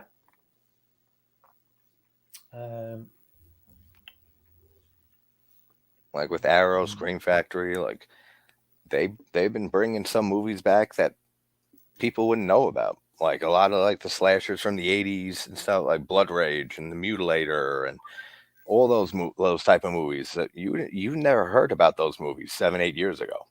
Like no one was talking about those movies, like except for like hardcore slasher fans that had the VHSs and collected them over the years. Besides that, you weren't hearing about those more obscure 80s slashers. And then once Arrow and Screen Factory started releasing them, then now you hear about them a lot more, and they've become a lot more popular in the last sub 10 years or so. Yeah, Blood Rage was one I wasn't aware of for a long time. It was only about 5-6 years ago. Yeah. That was something that, I mean, I don't think in the UK anyway, at least, nobody really knew about that film. I don't think for the longest time. I think it was just something that I saw a few YouTube reviews of it. Maybe it got a Blu-ray release. I was like, never even heard of this film. Yeah, it was a Blu-ray release that they got. But yeah, I mean, Sure, I like things it. like I think it was because it was like is it a Thanksgiving slasher? yeah, And yeah. With there's not the many of them very around. few that we have, I think there's Yeah, one. Home Sweet Home is another one, but fuck that movie. It's Blood Rage is the Thanksgiving movie. Like I watch that movie every Thanksgiving. I actually got into a lot of like sort of like slasher movie, like horror, just movies in general, just after when kind of Blockbuster was kind of like seizing business in the UK, and it was Yeah, everything was moving online, but we didn't get streaming at that point. It wasn't like this. It was the internet at that time wasn't good enough to get to stream stuff, so you yeah, still required like physical media. But Amazon started a online rental business, with like renting movies online, and you'd basically go on their website, you'd be like you could rent out like 3 movies yeah. at a time, and then you'd watch them, send them back, and then you could rent out. And when they received Yeah, them back, then that's kind of like yeah, what Netflix did at the very beginning. Remember yeah, when Netflix had either you could stream it or you can get yeah, the digital physical version sent to you, and then you send it back. yeah. I mean, that's kind of that introduced me to a whole world of like new horror films and just other films in general because at that time you click something like Black Christmas. That was when I first saw Black Christmas. Never Yeah, even knew the film existed, but you know if this was the early 2000s, so you go on Google or whatever, if whatever yeah, search. I think it was Google at the time, but just type in like put horror films and just bring up, and you'd get like introduced to a new world of movies you never knew nothing about because yeah, this was the time when like in the UK, especially, I was used to just all the mainstream stuff, and yeah, a lot of the stuff that was released in the 70s and 80s it can completely passed me by because either it was a part of that whole video nasties thing where yeah, films got banned and probably didn't get released until like maybe the 90s in yep, the UK. So I'd completely missed them at the time. And just B, the fact that a lot of these films were just like maybe quite obscure, low budget films that never really yeah. got much attention in the UK. That's a big reason Yeah. for a lot of But the more obscure films. watching a film like Black Christmas, the thing obviously at the time, obviously, with the internet as well, you'll watch a movie and then you get suggestions based on what you've watched. It's like the Yeah, whole algorithm thing kicking in. yeah, So it kind of just introduced like new films again, which I'm like, oh, this is an old 80s film I've never heard of. I'll rent that one and I'll rent that. And so I ended up just getting into a bunch of movies that I didn't even know existed, in the early 2000s, yeah. And which were released that's in such the a great 80s. thing too when you just get the door open to just all these Yeah. titles that you never got to see. Like I remember going to Blockbuster all the time when I was young, like with my parents, and the same thing, like even early '90s and stuff. And parents didn't give a fuck what you were watching. Like my parents never cared what I was watching, so we'd go to Blockbuster, and that's how I found a lot of those slasher films and stuff in the '80s, because I would just go to Blockbuster and they'd let me rent them. And I would just take them, Yeah. and I'll never forget a lot of the VHS covers and stuff that are just that's the one thing I miss about physical media, especially like VHS, is just the classic covers for some of Yeah. these movies were just so memorable, and just like things that I'll always remember going to Blockbuster and renting them, and remembering those covers, and just like finding a new movie and going into the horror section and just seeing like Dead Alive. I'll never forget the first time I saw the cover for that, like with the woman pulling her mouth apart, the skeleton inside it, and I said, I gotta fucking see this movie, and just renting, just the whole experience of going and renting movies like was great back then. Hmm. And it is more convenient now with streaming, but I do miss that a little bit. I mean, you can't like really beat that feeling of like, I can't really go back to that age now, but like being like a teenager, going to a video store like on a Friday night, like be it a Blockbuster or an independent video store, and just doing the whole, just maybe it Yeah, probably going in blind as well, not really knowing what you're going to go and watch, and going into the horror section. And obviously, like you say, yeah, back in the day, exactly. back in the day, you wouldn't base it on what the film was. You'd base it on the cover. So if the cover looked good, you'd rent it out based on that, and it could be the biggest piece of shit you've ever seen. But if the cover look, this is back in the day when cover art was a thing, and rather than just a photograph of like the actual film, Yeah, just- it was an art form almost. Like Yeah. they've really worked hard on those VHS covers. I just remember like back in like the late 80s, walking into like a local video store and a movie like The Kindred, The Gate, just like these late 80s horror movies, just with just real out there sort of artwork on the cover just to try and draw you in, and it works. It worked. Absolutely.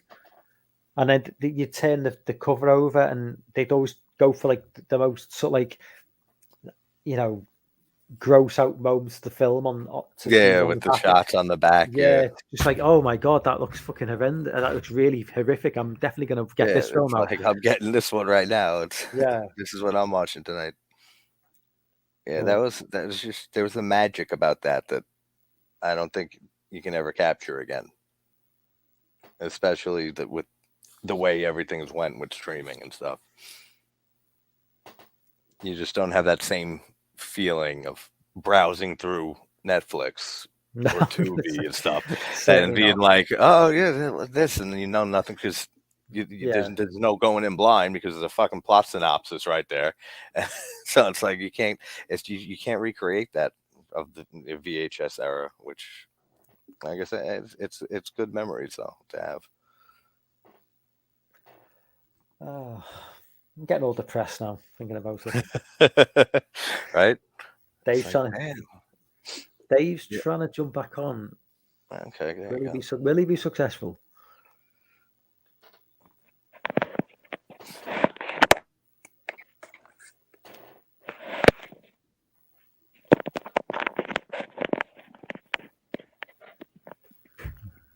Can you hear us, Dave? Hello. Yeah, I can hear you guys. Yeah. You okay? Hi, sorry about this, lads. Nah, all right. We're just reminiscing about the VHS days, and now we're depressed. I'm sure Dave can fill us in on some of his memories of the VHS days. Oh, my VHS days. God, man. Yeah. Like my earliest, all I rented were like horror movies. I shouldn't have been allowed to. I mean, I went around to the video shop and he would just happily just rent me horror movies. Shouldn't have been allowed. That's what I was just saying too. Same with my parents. They'd rent me whatever, and just going to Blockbuster or those type of stores and just seeing the VHS covers, and not knowing at all what these movies are or anything, but just the VHS cover looked so great. It's like, I gotta rent this one. Then it could be like Mike said, could be the shittiest movie that there is, but just the magic of just going and browsing around the horror section and just picking out just by the VHS covers. Yeah, definitely something I missed. It's something I miss doing even now. Yeah, just going to just like these kids nowadays just don't realize. Just going to a video shop on a Friday night and then just picking your films for the weekend was like the highlight of the week. Yeah, and they'll never know what it's like. They'll never get to experience that, and that's sad. Dave, did you ever go into town on like a Saturday and just like go to HMV and just check out all the VHS? What, sorry, mate, you broke up a little bit there. What did you say? Did you ever, like when you were a kid, did you ever go into town on a Saturday and go into like the big HMV and just like look at all the VHS, all the shit there? Yeah, I did. Yeah. What broke my heart over here on the Isle of Man, we used to have a HMV up until about it's probably about 4 years ago now. And it just closed down, and we don't have one over here anymore. There's no way you can actually go on the Isle of Man to like just buy Blu-rays. Yeah. You know, and that's one thing I miss because I used to love just walking in there and just picking up like 3 for 20 quid, you know, or 4 for 30 quid. And Yeah, not on the Isle of Man anymore. It's heartbreaking. You know, I really want to get it back. yeah, Yeah, just for JT, Dave lives on like an island in the middle of Yeah. the North Sea, in between Ireland and England.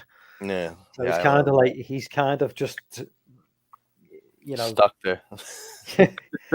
So I'm trying to think of an American equivalent of the Isle of Man. It's probably, I don't think there is one, really. No, There not isn't really. one. I mean, I'm on Long Island, which is like covered. You know, it's surrounded by water on three sides of it. Then leads to Manhattan. But it's not distanced off in the middle of the ocean, so there's still connectivity there to the rest of the states. Yeah. Yeah. It's a beautiful island. Like, I mean, I love living here, but I Yeah. just wish we had stuff on here, you know. Yeah. Well, that's what it is. Anthony says Martha's Vineyard is the closest to the Isle of Man. Yeah. Going back to your original question, like what we rented in the VHS days, I've got to be honest with you. Mine was a House, you know, 1986 House. Yeah.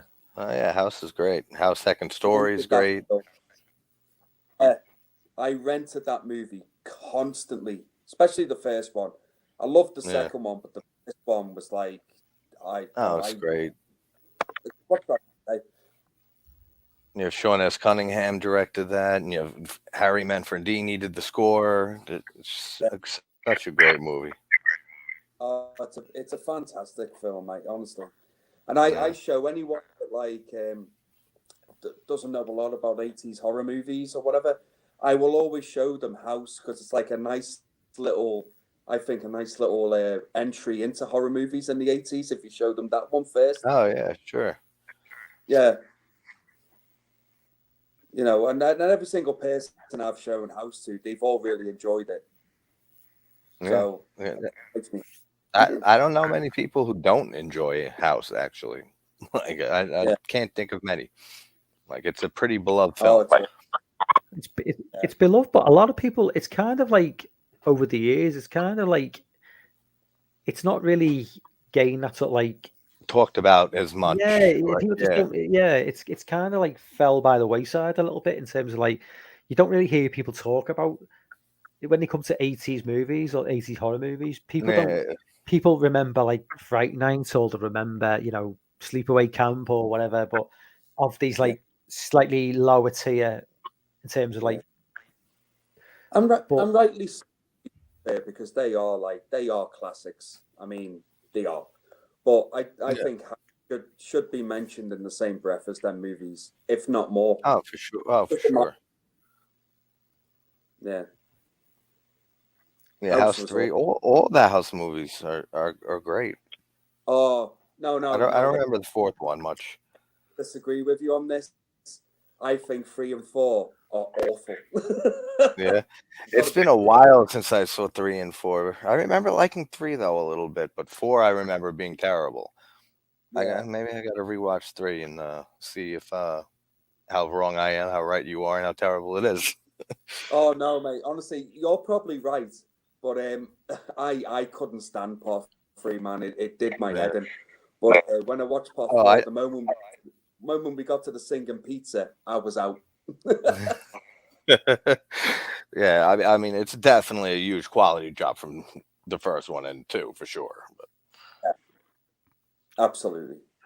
I would say a controversial opinion. Lance Henriksen in Pumpkinhead, bad movie. Sorry. You don't like Pumpkinhead? No. I've always liked Pumpkinhead. Don't like that film at all. It has, for me, it has such a great atmosphere, like with just the fog all over the place, and just I love the design of Pumpkinhead, and I don't know, it just works. Just all the practical effects and that went into that, and making the monster like really come alive, like really cool. I like Pumpkinhead. Never got into the sequels though. I do like No, Shocker though. that's Which one. Anthony mentions. I do love Shocker. Which Anthony mentions there from '89. Oh, Oh, shocking. Anthony renting Wishmaster. That's how I found Wishmaster for the first time too. Was the VHS art. I Shocker saw is that. such I said I need to. Yeah, going back to Shocker. Shocker's great. Just such an underappreciated movie. I think it came out at the wrong time. It's a Wes Craven movie. It's got who should be an iconic killer, really. Horace Pinker. He's just great, evil bastard. But I think it came out at the wrong. It just came out at the wrong time. '89 was not the best time to bring in like this new, like, crazed psychopathic killer. You know, we were coming towards the end of the slasher genre. You know, moving into the '90s, and I think if that character had come out in like '81, '82, we would have got like an entire, you know, trilogy maybe, or 4 or 5 films in the '80s of him. But just time. The time it came out was just really bad timing. Because I think Shocker's a really solid film, and that happens with a lot of movies that just they come out at not at the right time. Yeah, and then they get reappraised later on and realize that this movie's fucking great, but for the time, yeah. I mean, look at John Carpenter's The Thing when that came out. It was fucking hated, like by everybody. Like everyone panned The Thing when it came out. Then years later, nowadays, most people's top 3, if not favorite horror film, which is amazing to go from being hated like that to becoming just a classic. Yeah, it's one of my favorite John Carpenter movies ever. It's in my top 3 anyway. It's not my top 2. Favorite. It's my favorite film of all time. Oh, fair play to you, man. I don't. Yeah. I wouldn't argue. Yeah. Yeah, nothing beats The Thing for me. Does that mean we could be saying the same thing about Halloween Ends in 20, 30 years then? No. No, not one bit. Absolutely not, no. There's actually people defending that movie already, and I always say, like, even in my reviews and that, as you guys know, I always say, like, films are opinions, it's subjective. It's fine. No one's right and no one's wrong. That's what I say the same thing. Yeah. But on this one, if you like Halloween Ends, there is something wrong with you. I'll yeah. But these people that are enjoying the movie, I made up for them. I wish I could, but I just I don't understand where they're coming from. It massively disappointed me, like big time. Oh, absolutely. I did Rory Cullen movie, you know what I mean? I am slightly bewildered by there seems to have been a big rally round of like people who are like coming together to really, really defend the film, and like almost in desperation. It's like, how can you criticize this? And it's like, I'm thinking, look, each to their own. Yeah. If you love the film, you love the film. Fair play. I don't like the film, but it almost feels like it's almost become like a political thing where it's like, if you have a difference of opinion on this film, it's like the other side is jumping on their opinion and vice versa. And it's like, you can't just say, well, I don't like the film. It's like almost if like, it's becoming like a real hot potato. Oh, yeah. When you said that, you said that the other night on your stream when I hopped on, I was watching Hellraiser and I hopped on for a few minutes. And right when I hopped off, I heard you say the same thing. That's like a political debate. And when I did the video I did yesterday for the whole drama around this movie and everything, I said, you said it perfectly. I said, it's like a political debate. Every time you hop on Twitter, since it came out, or Instagram or YouTube, it's just a war going on between everybody. Crazy. And it really is sad. Like, it's like, we're all horror fans, we're all film fans. It's just like, what happened to just like going to a movie with a friend and being like, and you come out, oh, I like this and this and that. Nah, I didn't care for that. This didn't hit me good. All right, or I'll see you later. I'll see you at work, and just drive home. Like, and move on. Like, it's not like that.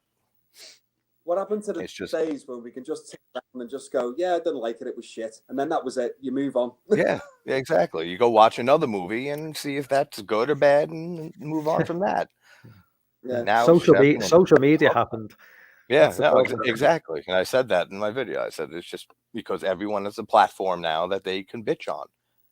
And Yeah. they can whine and complain, give their opinions. Everyone thinks they're a professional film critic, which being a professional film critic is just bullshit in its own right, in my opinion. But everyone has their own opinions, and they fight for it now. And it's getting like really crazy. Like it's getting way too far at hand. Yeah, I mean, I've seen some comments on Twitter with commenting on other like YouTube channels that have given Halloween Ends a bad review, and some of the comments I've seen people put on their channels are like nothing less than disgusting. I mean, like really yeah. horrible. I've been lucky since being on YouTube. I haven't really had to deal with anything like that. Like I've been quite lucky. I've had like quite a nice response to my channel. I've had the odd dickhead. I mean, who hasn't? But Oh yeah. nothing to that some of these bigger YouTube channels are getting. And like, I just think to yourself, even if you disagree with someone, you don't have to leave a comment on the video. You know what I mean? Especially to the extreme that some of these people are leaving. Like, nuts. Yeah, you disagree, just click off the video and just go somewhere else, watch something else. Like most people don't have the ability to do that anymore. Yeah. Well, if you are going to disagree, at least put it in at least give a cohesive like argument as to why. Like explain don't just go, why. I hope you die. Yeah, You're talking exactly. shit. Give a reason why you think it's not a good opinion. If you can have constructive criticisms and just say that this didn't work for me, this doesn't work for me, and actually make it like an argument for it, that's fine. But just going on someone's channel and just being like, you like this movie? Fuck you. Like you're not a Halloween fan.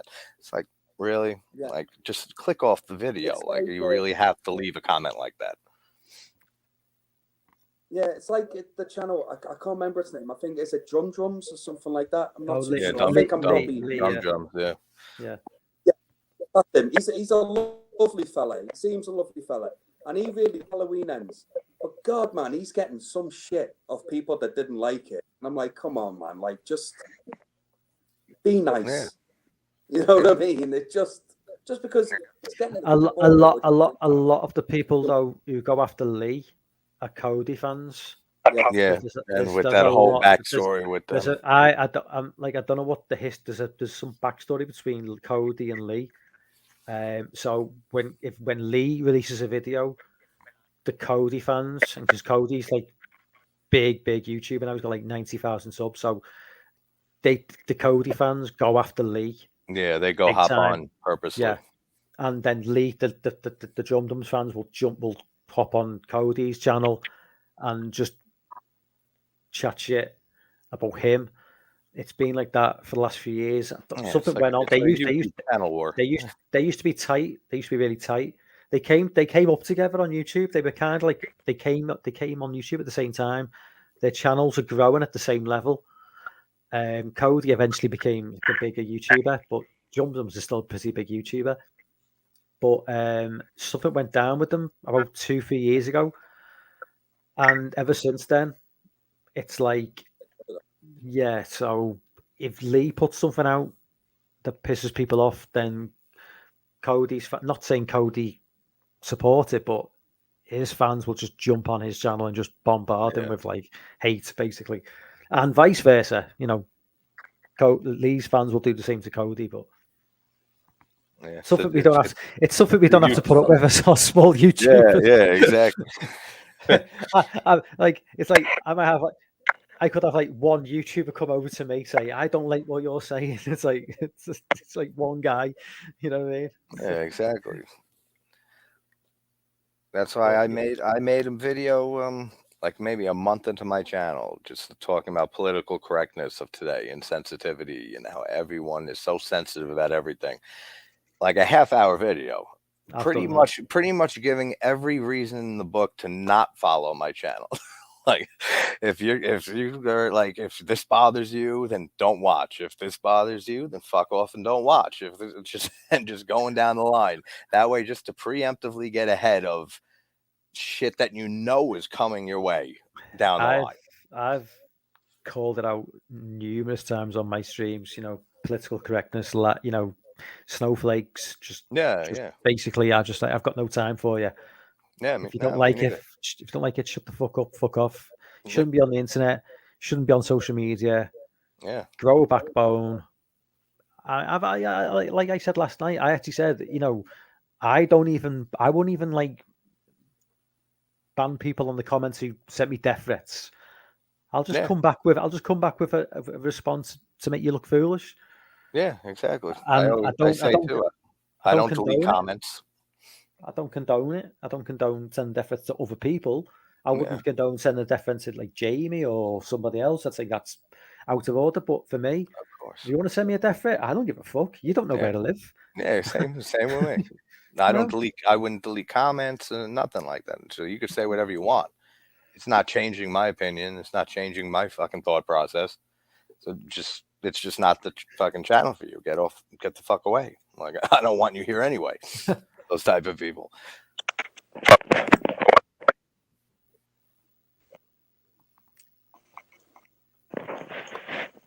He's back again.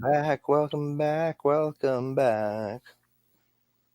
This guy's been a bit of a let. It's all right, man. It's all right. Yeah, that's fine. Are you doing it through your laptop or your phone?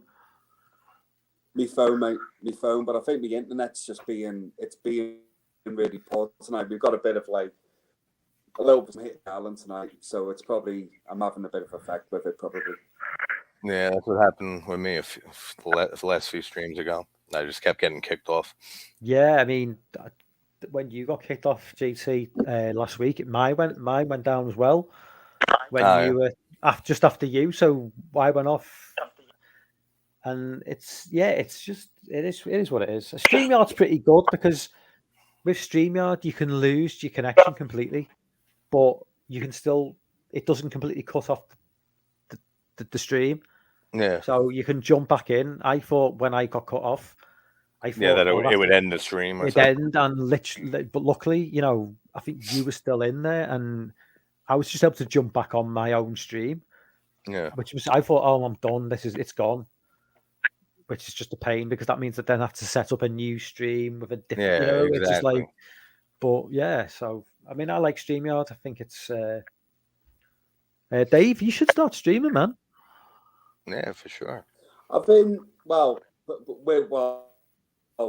with tonight. I probably need better equipment to start that, man. But I've actually doing it next year. I've been thinking of like a live stream, maybe like once.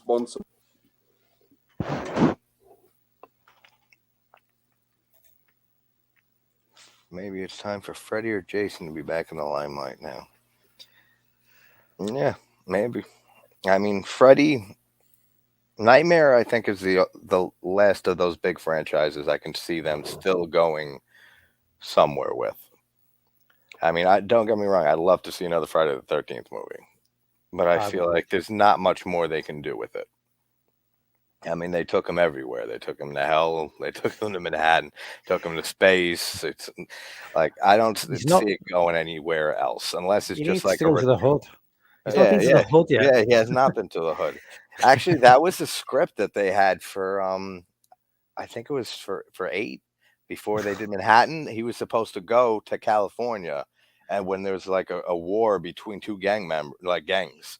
And then like they'd have to band together to fight Jason. Like that was the actual early script for for Manhattan. And I'm glad they changed that, even though it would have been probably hilarious to see that.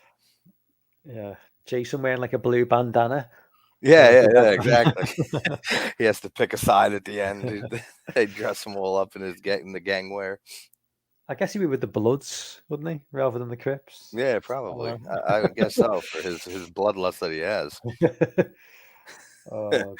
I just picture Jason. I really couldn't give less of a shit for a new Nightmare on Elm Street film. Yeah, I just don't. I mean, I'll take it because it's just bringing back a franchise, but the longer it goes on, the less people are going to care about that franchise. I think. Oh, yeah. I think there's more of a hunger for Jason than there is for Freddy. Really, I think No, more I'd people agree want to with see that, too. Jason come back. And I think a big reason for that is the remake of Nightmare. It was terrible. Yeah, it was. I mean, like I don't care for the remake for Friday, like I said, but that was so much better than the Nightmare remake for sure. But they at least Friday's had those. What's that fan film? Never Hike Alone. Yeah, which yeah, was yeah. kind of like kept it going and like Never Hike in the Snow. Yeah, and a few others have been making like independent, like small budget Friday films, and that you could see it going. Like still, you don't see anyone making Freddy fucking short films. No. So I agree with that. There's a lot more hunger for Jason to be back. Anyway, I think I'm going to wrap things up now because I hope Dave doesn't come back on now and I'm just like closing the stream. But that happened to me with you a week ago. We've been going for 2 hours, so I think we've covered all the bases for tonight anyway. So thank you for jumping on, GT. Anytime. Thank you everyone in the chat, man. Yep, thanks, chat. The Hell House LLC live stream, it's scheduled for Friday night. I don't know whether I can make Friday. If I can make Friday, I won't reschedule it. And I'll let you know anyway. Yeah. But if I do have to reschedule it, it might have to be for next Tuesday night. Yeah, it don't matter. If that's fine. Nights are always good with me. I work from home, so like I usually try to get shit done real early in the morning, and then I'm free for the rest of the evening night. Yeah, so it's gonna be, if not Friday, then either Saturday or Tuesday. But yeah, so anyone in the chat, keep your eyes out for that one because that's going to be the next stream anyway. So for everyone who jumped on, thank you, JT. Thank you once again, and I will see you. Thanks for having me on. Later. Bye, guys. Take care, guys.